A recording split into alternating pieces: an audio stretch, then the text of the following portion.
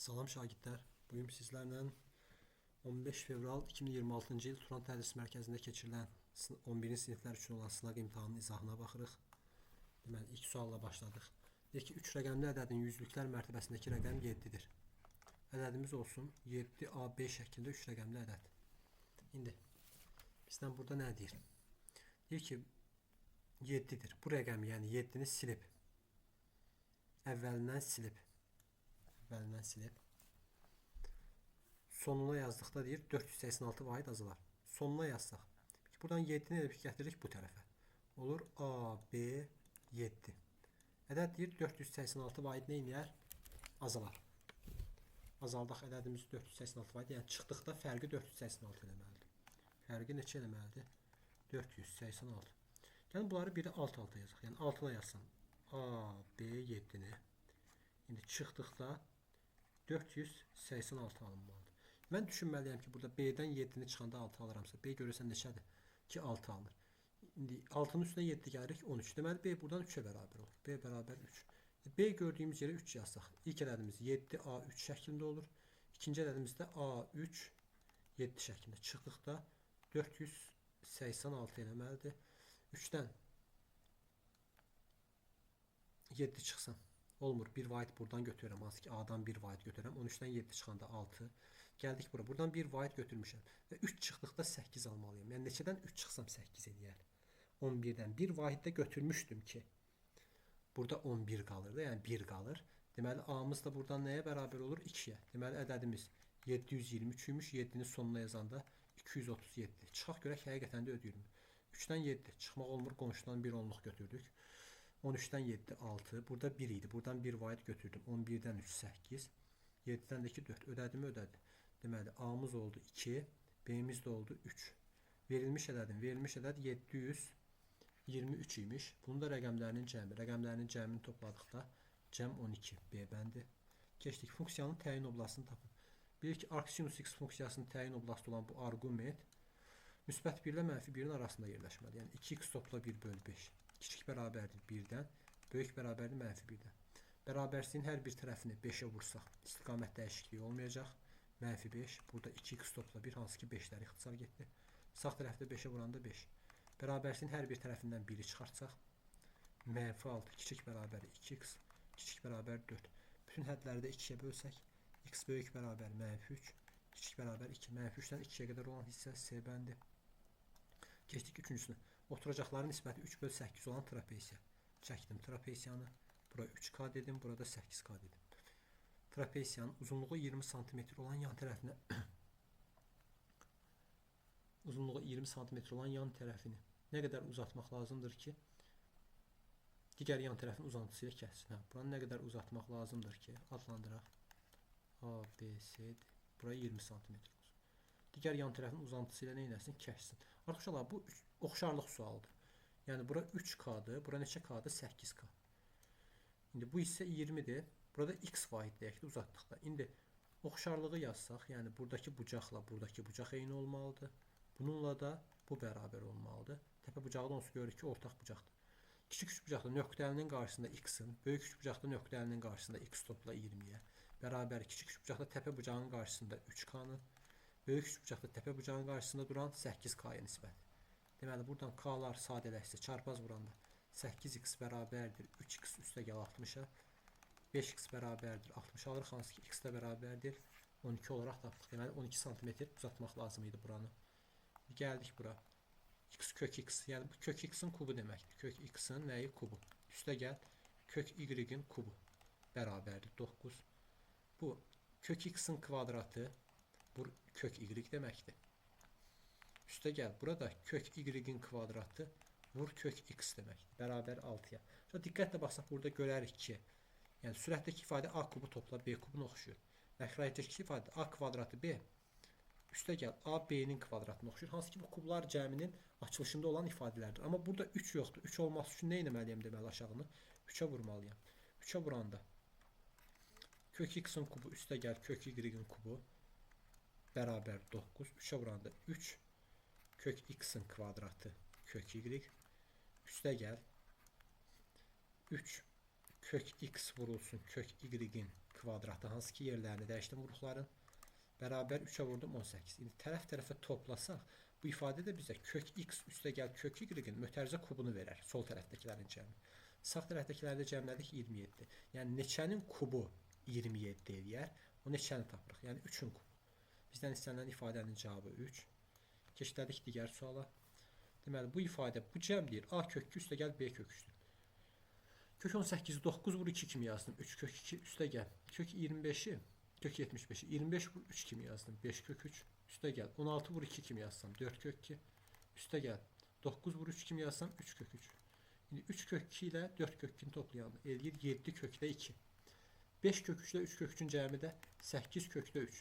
Buradan görürük ki A'mız 7'yə, B'miz də 8'ə. Bizdən də A vur B'ni istəyir. 7 vur 8'dən cavab 56 B bəndi. Keçdik 66 nömrəli suala. Mərkəzi şəkildə 10 mərkəz AC toxunandır. CB kəsəndir. AMB, AMB. Burasını verib neçə dərəcə? 75 dərəcə. Bizdən də ACB buradakı bucağı istəyir. Bura x deyək. Dərhal çevrənin mərkəzi ilə birləşdirirəm. Toxunan toxunma nöqtəsində radiusa perpendikulyar olur 90. Bu tərəfində tamamı 90 eləməsi üçün burası 75-dirsə, bura neçə qaldı? 90-dan çıxartdıq 15. Bərabər yanlı 3 bucaqdan buradakı bucaq 15'dirsə, buradakı da həmçinin 15 olur. 15 toplasam neçə edir? 30. Xarici bucaq 30'a bərabər oldu. Burada 30, 90, 63 bucaq. Bizdən istənilən bucaq 60 dərəcəyə bərabər oldu, hansı ki A ədədini 8'ə böldükdə qalıqda 3. A bölü 8'in qalığı nəyə bərabər? 3'ə. B ədədini 8'ə böldükdə qalıqda 2. B'nin 8'ə bölünməsindən alınan qalıq 2'dir deyir. 5A topla 3B cəminin 8'ə bölünməsindən alınan qalığı tapmışlar. Rahat yol burada belədir ki, bu qalığı aparıb burada A gördüyümüz yerə burada 3 yazırıq, qalığı yazırıq birbaşa. B gördüyümüz yerə də 2 yazırıq. Sonra o ifadəni 8'ə bölüb qalığı tapırıq. Yəni 5 vur 3 üstə gəl 3 vur 2 böl 8. 8'ə böldükdə görək qalıq nə qalır? 15, bu da 6, 21. 21'i də 8'ə böləndə qalığımız 5. Yaxşı, niyə belə oldu? Əsl həll yolu necə olardı? Burada bir n düşsün natamam qismətə. Burada da m düşsün. Deməli, A'mız bərabər olur 8 vur n topla 3'ə. B'miz də bərabər olur 8n topla 2'yə. İndi 5A bərabərdir. 5'i 8n topla 3'ə vuranda 40n topla 5 vuruşdan 15. Üstə gəl 3'ü də uşaqlar 3B lazımdır da 8m topla 2'ni 3'ə vuranda 3B bərabərdir 24m üstə gəl 6. İnşallah mən bunları toplasam bu ifadələri 40n üstə gəl 24m üstə gəl 21. İndi bu ifadənin 8'ə bölünməsindən alınan qalıq. Buradan alınan qalıq 0'dır. Yəni vuruqlardan biri 8'ə bölünür. Qalıq 0 qaldı. Yəni tam şəkildə bölündü. Bu da tam şəkildə bölünür. Buradan da qalıq 0'dır. Buradan isə 21'i 8'ə böləndə qalıq 5. Bunların cəmi də bizə neçəni verdi? 5'i. 5 də 8'dən kiçik olduğuna görə qalıq olaraq götürə bilərik. İndi keçdik digər suala. 2 sinus x bərabər kök 2 pi bölü 2 pi parçasında, yəni ikinci rübdəki həllini tapıb. Biz buradan 2 sinus x bərabərdir kök 2. Sinus x bərabərdir kökdə 2 böl 2. Buradan da bu tənliyi həll edərkən x bərabərdir mənfi 1 üstü k vurulsun arc sinus kök 2 böl 2 topla pi k alırıq. Kök 2 böl 2'ni də bilirik ki arc sinusu birinci rübdə pi böl 4'dür. X bərabərdir mənfi 1 üstü k vur pi böl 4 topla pi k. İndi bu aralığa düşən qiymətini tapmaq üçün də k'nın yerinə biz 1 verməliyik. K'nın yerinə 1 verəndə mənfi 1 üstü 1 vur pi böl 4 üstə gəl pi. Bu da mənfi pi böl 4 üstə gəl pi'dən cavab 3 pi böl 4. Və yaxud da uşaqlar, mən bilirəm ki sinus x kök 2 böl 2'ni ya 45 dərəcədə alır ya da 45'in qonşu bucağında, yəni 135 dərəcədə alır. Bilməliyik ki ikinci rübdəki bucaq 135 dərəcədir. Radianı da çevirərkən pi'yə vurub 100 sayısına bölürük. Cavab 3 pi böl 4 olaraq tapılır. Qutuda 8 ağ kürə var, 2 qara kürəcik var. Təsadüfi götürülmüş 2 kürəcikdən heç olmasa birinin qara olması. Heç olmasa birinin qara olması nə deməkdir? Ya biri qara olsun, ya ikisi də qara olsun. Hər iki şərt ödəyir. Yaxşı, bizim üçün ödənməyən şərt nədir? İkisinin də ağ olması. İkisinin də ağ olması ehtimalının əks ehtimalı ən az birinin qara olmasıdır. Mən onu vahiddən ikisinin də ağ olması ehtimalını çıxardarsam, o zaman istənilən cavabı tapa bilərəm bu şəkildə rahatlıqla uzatmadan. Deməli 10 kürəcikdən ikisi seçilir. Kombinezon onun ikilisi. Kombinezonla seçirik. Çünki seçəcəyim birinci ağla ikinci ağın bizim üçün heç bir fərqi yoxdur. Yəni yer dəyişmə məna ifadə etmir. Bu zaman kombinezondan istifadə olunur. Sürətdə ikisinin də ağ olma ehtimalı 8-dən 2. Burada 1 çıxılsın. 8-in ikilisi 8 faktorial böl 2 faktorial vur 6 faktorial. Onun ikilisi də 10 faktorial böl 2 faktorial vurulsun. Ondan 2 çıxanda 8 faktorial. Bu 2 faktoriallar getdi. Alırıq 1 çıxılsın. 8 faktorial böl 6 faktorial vurulsun. 8 faktorial böl 10 faktorial. Bu 8 faktorialı 6 faktoriala qədər açsam. 8 vur 7 vur 6 faktorial. Böl 6 faktorial. Vurulsun 8 faktorial bölünsün. Buradan da 10 faktorial açıram. 10 vur 9 vur 8 faktorial. Hansı ki 8 faktoriallarla 6 faktoriallar getdi. Burada nə ilə nəyi ixtisar edək? Gəl 8 ilə 10-u ixtisar edək 2-yə. 4 bura, 5 bura. 5 vur 9-dan. 45, 4 vur 7-dən 28. 1 çıxılsın, aldıq ki 45-də neçə? 28. Bunda 45-də 45 kimi yazsaq. 45-də 45. 45-də 45-dən 45-də 28 çıxdıq. 45-də neçə elədi? 17. Cavab D bəndi. Keçdilərik digər suala. Sinus alfa. Sinus beta çıx. Kosinus alfa. Kosinus beta. Şurada bunları qarşıya mənfi ataraq bunların yerlərini dəyişirəm. Kosinus 13 dərəcə. Vur kosinus 32 dərəcə. Çıx sinus 13 dərəcə. Vur sinus 32 dərəcə. Bu şəkildə yazdım ki siz düsturu biləsiniz. Bu kosinus alfa çıx alfa topla betanın düsturudur. Kosinus da əks olur. Yəni burası edir kosinus 13 topla 32-dən kosinus 45. Amma qarşıda nə var? Mənfi. Cavabımız mənfi kökdə 2 böl 2. A variantı. Keçdik. LC tangens 44 dərəcə, LC tangens 46 dərəcə. İnşallah çöldə toplananlar içəridə vurulur. Bu elgir LG. Tangens 44 vur tangens 46. Tangens 44 dərəcə. Tangens 46 uşaqlar. Kotangens 44 dərəcə deməkdir. Kotangens 44. Tangens 44-ü də kotangens 44-ə vuranda bilirik ki 1. LG 1 də loqaritma 10 əsasdan 1 deməkdir. Yəni onun neçənci qüvvəti 1 eləyər? 0-cı qüvvəti. Yadda saxlayırıq. Loqaritma A-dan 1 0-a bərabərdir. Bu hissəsi deməli elədi neçə? 0. Gəldik. Loqaritma 2-dən kosinus 45 dərəcə. Loqaritma 2 əsasdan kosinus 45-də kök 2 böl 2 kimi yazsam. Bu da loqaritma 2 əsasdan. Kök 2 demək 2 üstü 2-də 1 deməkdir. Böl 2 üstü 1. Bu da loqaritma 2 əsasdan 2-nin üzərində. Bu 2-də 1-dən bu 1-i çıxdıq. Mənfi 2-də 1. Biz bilmərik ki, loqaritmanın xassəsinə görə buradakı üstünü önə vuruq şəklində nə edə bilirik? Olduğu kimi ata bilirik. Mənfi 2-də 1 vurulsun. Loqaritma 2 əsasdan 2. 2 əsasdan 2 loqaritması bizə 1-i verir. Mənfi 2-də 1-i 1-ə vurduq. Cavab mənfi 2-də 1 B bəndi. Deyir ki, A 2 5 nöqtəsi y bərabər kx topla b və y bərabər k bölü x funksiyaların qrafiki üzərindədir. K və b-ni tapın. Deməli, x-imiz buradan 2-dir, y-imiz də 5-dir. Gətir yerinə yaz. 5 bərabərdir 2k topla b aldıq.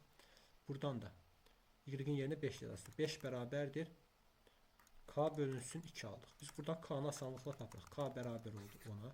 Gətirib burada k-nın yerinə də 10 yazanda 5 bərabərdir 20 topla b-dən. B də bərabərdir mənfi 15. Cavabımız A bəndi. 73 nömrəli sual. Paralleogramın iti bucağının tənböləni qarşıdakı tərəfi 5 cm və 3 cm uzunluqda 2 hissəyə ayırır. Paralleogramın perimetrini ala biləcəyi qiymətlərin cəmini tapın. Şöyle burada 2 hal mövcuddur. Ya mən buradan çəkdiyim tənbölən. Buranı 5, buranı 3 olaraq ayıra bilər. Ya da 3'ə 5 olaraq ayıra bilər. Buradan çəkdiyim tənbölən. Buranı 3 ayırsın bu tərəfi də 5 ayırsın. İndi uşaqlar diqqətlə baxsaqlab adlandıraq bunu. A, B, C, D. Burada bir N nöqtəsi olsun tutalım ki. Burada A, B, C, D. Burada N nöqtəsi olsun. Tənbölən olduğu üçün burada bir paralellik var deyə Z xassəsi var. Buradakı bucaq alfadırsa buradakı da alfa olur. Bərabər yanlıdan bu yan tərəf 5'ə bərabər oldu. Bura 3'ə. Bu zaman perimetr 5 topla 8'i 13'ü 3'ə vurduq 26. Birinci halda perimetrimiz 26.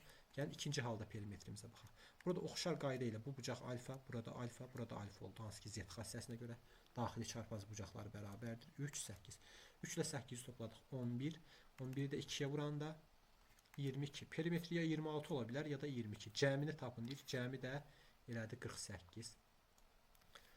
74'də x topla 1, 8, 2x topla 3 ədədləri Ədədi silsilənin ardıcıl hədləri olarsa silsilə fərqini tapın. Yəni D bərabərdir sual. Biz nə demişik? Ədədi silsilədə hər hansı bir hədd özündən əvvəl gələn hədlə sonra gələn həddin ədədi ortasına bərabərdir. Yəni 8 bərabərdir. X topla 1 üstə gəl. 2x topla 3 bölünsün 2. Buradan çarpaz vuranda 16 bərabərdir. 3x topla 4. 3x bərabərdir 12. X bərabərdir 4. X'in yerinə 4 yazdıqda bura 5, bura 8, burada 11. Silsilə fərqi də istəyirsən 8-dən 5 çıxdı, istəyirsən 11-dən 8 çıxdı. Yəni D'miz nəyə bərabər oldu? 3-ə 75-də. Modulda x minus 4 kiçik bərabər 1 bərabərçinin ödəyən ən kiçik və ən böyük ədədlərin hasili lazımdır. Modul x kiçikdir və yaxud da kiçik bərabər a tənliyi a müsbət ədəd olduqda. X kiçik bərabərdir a, böyük bərabərdir mənfi a, 2 qat bərabərsizliyini həllinə gətirərək tapılır. X çıx 4 kiçik bərabərdir 1-dən, böyük bərabərdir mənfi 1-dən. Buradakı mənfi 4-dən qurtulmaq üçün hər tərəfin üzərinə 4 əlavə etdim. Bu 4 ilə mənfi 4 getdi. X böyük bərabərdir 3, kiçik bərabərdir 5. Ən kiçik ədəd 3, bu bərabərsizliyi ödəyən. Ən böyük ədəd də 5. Bunların hasili 3 vur 5-dən cavabımız 15. Keçid edirik digər suala, 76 nömrəli sual. Deməli, 3 kök 7 kök 35. Kök 35 uşaqlar kök 5 vuru kök 7 kimi parçalasaq və buradan bu ikisindən kök 7 ortaq olur. Kök 7-ni mötərizə xaricinə çıxarsaq 3 topla kök 5 qalır. Burada da 3 çıx kök 5-dir. Kök %7-ni də %7 kimi yazsam, yəni kök 7 böl kök 100. Kök 100-də neçə elədi? 10. Gəldik sürətə. Kök 7 vurulsun. Uşaqlar a topla b a çıx b. Kvadratların fərqi, yəni 3-ün kvadratı çıxılsın kök 5-in kvadratı. 3-ün kvadratı 9, kök 5-in kvadratı da 5. 9-dan 5-i çıxdıq 4. Bu ifadəyə bölürəmsə tərsinə vurmalıyam. Yəni tərsi də kök 7-də 10-dur. Kök 7-lər getdi, 4 vuru 10-dan. Doğru cavab 40. A vektorunun komponentləri, B vektorunun komponentləri verildi. Vektorların skalyar hasilini tapın. X1 vur x2 üstə gəl, y1 vur y2-yə bərabərdir də skalyar hasil. 4 vur 8 üstə gəl, 7 vurulsun mənfi 1. 4 vur 8, 32, 7 vur mənfi 1 də mənfi 7. 32-dən 7 çıxdıq. Doğru cavabı 25. 2-nin üzərində. Uşaqlar, bayaqları mən sizə bir xassət edim. Loqaritma A əsasdan B-nin üzərində n. Bu n-i qarşıya vuruq olaraq düşürə bilirəmsə eyni n-i. Eyni n-i bu B-nin qüvvətinə üst olaraq qaldıra bilərəm. Yəni buradakı 2-ni mən bu kök 5-in üzərinə üst olaraq qaldırıram. 4 vurulsun 2-nin üzərində loqaritma 2 əsasdan kök 5-in kvadratı. Kök 5-in kvadratı nə eləyək uşaqlar? 5. Loqaritmanın əsas eyniliyi A-nın üzərində loqaritma A əsasdan B, B-yə bərabər. Hansı ki, bunlar elə ki, bir-birini götürür. Bu şəkildə düşünürük. İndi bunlar da bir-birini götürsə, nə qaldı burada? 5. 4 vurulsun 5-dən, cavabımız da oldu 20. M nöqtəsi ucları A mənfi 3, 1, B 5 mənfi 3 olan parçanın orta nöqtəsidir. B nöqtəsini M nöqtəsinə keçirən paralel köçürmənin tənliyini yazın. B-ni deməli biz hansı nöqtəyə keçirməliyik? M nöqtəsinə. Deməli, baxırıq uşaqlar 79 nömrəli sualın izahına. Nə deyir deməli? M nöqtəsi deyir ucları A və B nöqtələrində olan parçanın orta nöqtələridir. B nöqtəsini M nöqtəsinə çevirən paralel köçürməni. Yəni B-dən nəyə keçirik? M nöqtəsinə. Paralel köçürmənin koordinatlarını yazın. B nöqtəsinin koordinatları x-a y-dirsə, paralel köçürmədə x ştrix y ştrix nöqtəsinə keçirsə, paralel köçürmənin də koordinatları a-ya b-dirsə, burada deməli x ştrix bərabərdir x topla a, y ştrix bərabərdir y topla b. Bu paralel köçürmənin koordinatları adlanır. Bunun tənliyi də a və b-ni tapsaq artıq tənliyi tapmış olarıq. Deməli gəldik əvvəlcə a-b parçasını çəkim. A nöqtəsinin koordinatları mənfi 3-ə 1-dir. B nöqtəsinin koordinatları 5-ə mənfi 3-dür. Bunun orta nöqtəsi olan M nöqtəsinin koordinatlarını taparkən uyğun koordinatlar cəmlənib yarıya bölünür. Yəni mənfi 3 ilə 5-i toplayıb yarıya bölsəm, apsisini taparam 2, yarısından 1. Deməli M nöqtəsinin apsisi 1, ordinatını tapaq indi də 1 ilə mənfi 3-ü toplayıb yarıya bölürük, mənfi 2 yarısından mənfi 1. Deməli paralel köçürmədə B nöqtəsi 5, mənfi 3 nöqtəsi, M 1-ə mənfi 1 nöqtəsinə keçir. Burada paralel köçürmənin koordinatlarını da A-ya B desək. Deməli 5 topla A nəyə bərabər olmalıdır? 1-ə, mənfi 3 topla B də mənfi 1-ə bərabər olmalıdır. Buradan A bərabərdir -4 tapdıq. B də bərabərdir neçə oldu? 2. Paralel köçürmənin koordinatları x' bərabərdir. X topla -4'dən x çıx 4, y' bərabərdir. Y topla 2. Bu da bizim paralel köçürməmizin koordinatları olmuş oldu. Keçid edirik 80 nömrəli suala. Deyir ki, m parametrinin hansı qiymətlərində bu düz xəttin tənliyi də kx topla b. Hansı ki, kx topla b. Düz xətləri paralel olar. Nə zaman paralel olurdu? Bucaq əmsalları eyni olduqda. Burada birincinin bucaq əmsalı 3m çıx 5, ikincinin bucaq əmsalı 5 çıx m. Bərabərləşdirsək, -m sola, -5 sağa. Buradan 4m bərabərdir 10, 2'yə bölsəm 2m bərabərdir 5. M də bərabərdir 5 bölü 2. Yəni 2 tam 2'də 1. Və yaxud 2 tam 10'da 5. 81 nömrəli sual. Deyir ki, 3 sinus x çıx 4 kosinus x bərabərdir. A-1 tənliyinin A-nın hansı qiymətlərində həlli var? A sinus x plus minus B kosinus x ifadəsinin ən böyük qiyməti kökün altında A-nın kvadratı üstə gəl B-nin kvadratıdır. Ən kiçik qiymət də bunun əksidir. Mənfi A-nın kvadratı topla B-nin kvadratı. Yəni bizim A çıx 1 dediyimiz ifadə də bu aralıqda dəyişməlidir. Gəl əvvəlcə A-mız 3'dür. B-miz də neçədir? 4'dür. Olur kökün altında 3'ün kvadratı topla 4'ün kvadratı. Buradan da kökün altında 3'ün kvadratı topla 4'ün kvadratının əksi olmalıdır. Parça. Deməli burası -5 eləyir. Burası da neçə eləyir? 5 eləyir. Deməli bizim A çıx 1'imiz kiçik bərabər olmalıdır 5'dən. Böyük bərabər olmalıdır -5'dən. Bərabərliyin hər bir tərəfinə 1 əlavə etsəm, çünki bu -1 buradan getsin. Getdi. A böyük bərabər -4, kiçik bərabər 6. A-nın bu qiymətlərində. Aha. Keçdik 82 nömrəli suala. Deyir ki, A -4 15, B 12 -5 nöqtələrindən keçən düz xəttin koordinat oxları ilə hüdudlanmış fiqurun sahəsini tapın. Deməli uşaqlar, düz xəttin tənliyi əvvəla y bərabər kx topla b-dir. K necə tapılır? y2 çıx y1 böl, x2 çıx x1. y2'miz bu x1'ə y1'dir. Bura isə x2'yə y2'dir. -5 çıxılsın 15 bölünsün 12 çıx -4.